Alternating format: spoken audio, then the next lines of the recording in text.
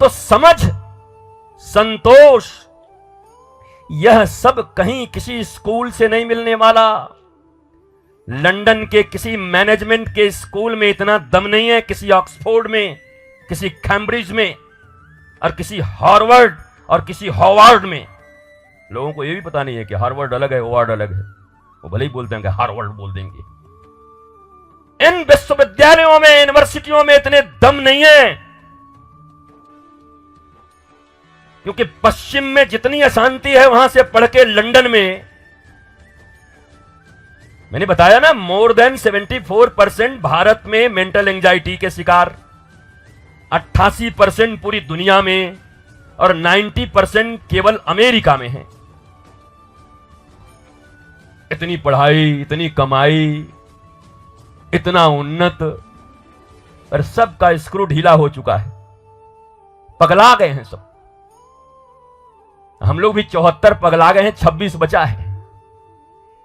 हम सोचे थे जा रहे हैं अमरताल में 26 मिलेंगे। हम ऐसा नहीं करेंगे नहीं मिले, अब मिले हैं। 26% बोल रहे हैं, बाकी लोग कह रहे हैं तब 26 सुने, हम लोग चल रहे हैं। फिर जो 26 हैं वही रहे कथा में। 26%, 26% लोग भारत में वो हैं जो मेंटली अभी स्ट्रांग, अच्छे हैं, वैल्यूज मालूम है उनको, लव का, पीस का, इटर्नल ब्लिसफुलनेस का। मैं ये थोड़ी बहुत अंग्रेजी इसलिए बोलता हूं क्योंकि हम कॉन्वेंट के सब विद्यार्थी रहे हैं पूरे जीवन, इसलिए सब थोड़े थोड़े सब जानते हैं। न बोले तो समझ में नहीं आता। आपका बेटा ही पूछता है, मम्मा ये अंकल बोल रहे हैं 69, 69 क्या होता है मम्मा? बोला 69 बेटा 69। Oh my God, 69? बताओ, इस ससुरे को 69 मालूम नहीं है, इसको 75 जूते मारो पहले। भारत में रह के इसको भारत का भाषा नहीं आता। अरे मैं बार बार कहता हूं, इंग्लैंड में रहने वाला बच्चा अगर भारतीय भाषा न बोल पाए, हिंदी न बोल पाए, तो उसके लिए वो शर्म का विषय नहीं है, क्योंकि उसकी मातृभाषा इंग्लिश है। पर इंग्लैंड में रहने वाला बच्चा अगर इंग्लिश भी न बोल पाए तो उसके लिए शर्म का विषय है। वैसे ही भारत में रह करके किसी को अंग्रेजी नहीं आती तो यह शर्म का विषय नहीं है, बल्कि अपने जांजगीर की भाषा अगर छत्तीसगढ़ की नहीं आती तो यह उसके लिए शर्म का विषय। कहां जाथस तोला मैं पहचानत हूं, कहा करथेगा। अगर यह भाषा हम नहीं जानते तो हम मनुष्य हैं, अपनी भाषा नहीं समझते, अपनी लिपि नहीं जानते, संस्कृति मिट रही है। मैं ऐसा नहीं कहता कि इंग्लिश नहीं आना चाहिए, थोड़े बहुत सीख करके रखे, जो आए उससे भी थोड़ा टंटरा के और बोलो, और ना आए तो आइंग फ्लाइंग लगा दिया करो अमिताभ बच्चन की तरह। हम आकाश में उतना गाएंगे जितना बातास में भंवरा फ्लाइंग, और यहां पर ये करिंग, इंग लगा दो इंग्लिश हो गया। मैं खाइंग, मैं कपड़ा फीचिंग, हो गया इंग्लिश। पर अंग्रेजों की गुलामी की ये दास्ता है कि आज भी 2-4 इंग्लिश बोलने वाले को साहब की निगाह से देखा जाता है। भारत के साहब तो वो हैं, भले ही धोती पहने रहें, गमछा लिए रहें, लेकिन संस्कार और संस्कृति से परिपूर्ण होकर धरती मां के सीने में बीज बो करके जो 40-40, 50-50 परिवार को खिलाने वाले हमारे दादाजी और हमारे छोटे दादाजी और काका जी, ये सब हमारे आइडियल हैं। उनको इंग्लिश नहीं आती, आप इनको मानते ही नहीं हो, उपेक्षा की दृष्टि है। ये थोड़ी पढ़ी लिखी लड़कियां तुम्हारे घर में आ जाती हैं कभी कभी बहू बन करके, क्योंकि तुमको भी बड़ा शौक होता है, जरा पढ़ी है कि नहीं, कितनी पढ़ी है? अरे ज्यादा पढ़ी मत खोज, नहीं तेरा घर बढ़ी हो जाएगी। कौन सी पढ़ाई? What do you mean by education? शिक्षा का अर्थ क्या है? विद्या का अर्थ क्या है? भारत ही नहीं, दुनिया की सबसे प्राचीन संस्कृति अर्थात मानवीय संस्कृति अर्थात सनातन संस्कृति ये कहते हैं सा विद्या या विमुक्तये।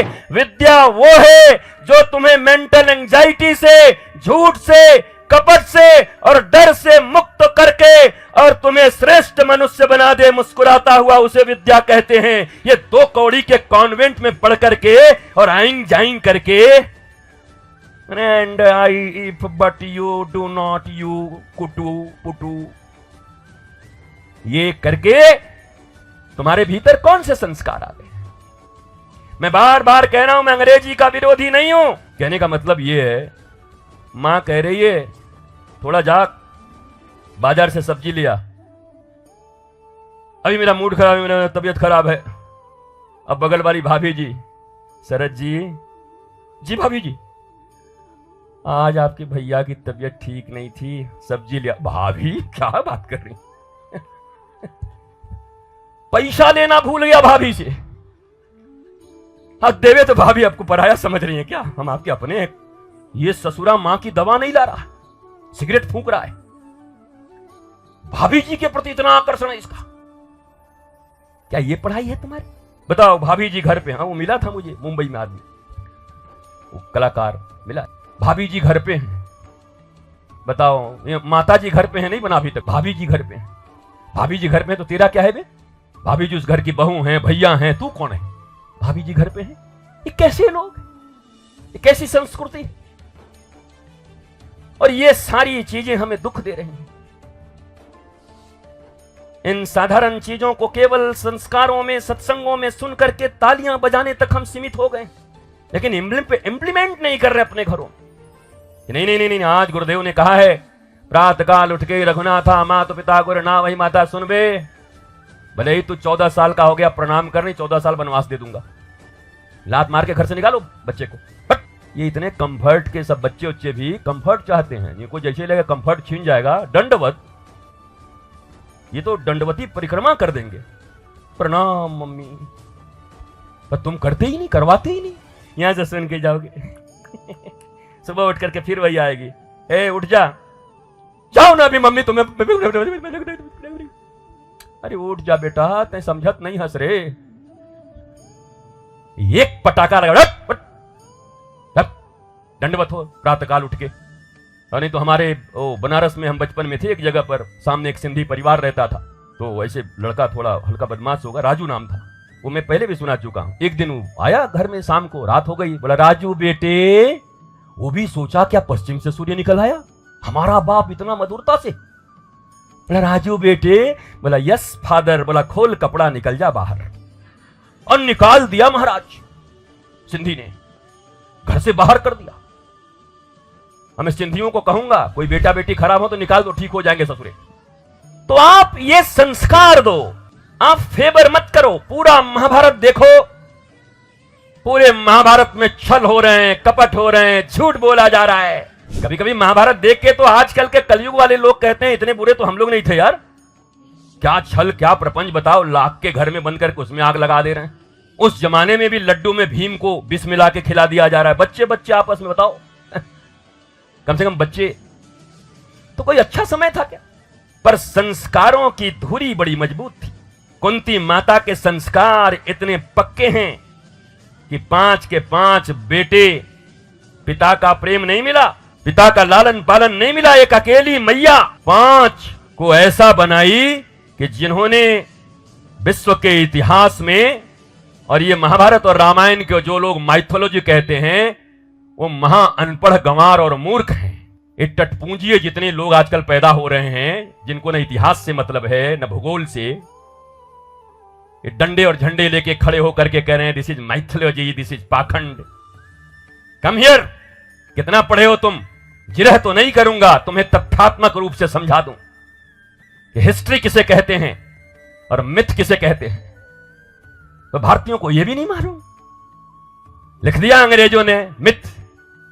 बच्चों को पढ़ाया था रामायण वाला माइथोलॉजी। माइथोलॉजी तुम्हारा बाप, गोल्डन हिस्ट्री है रामायण। असली महाभारत का पता ही नहीं है।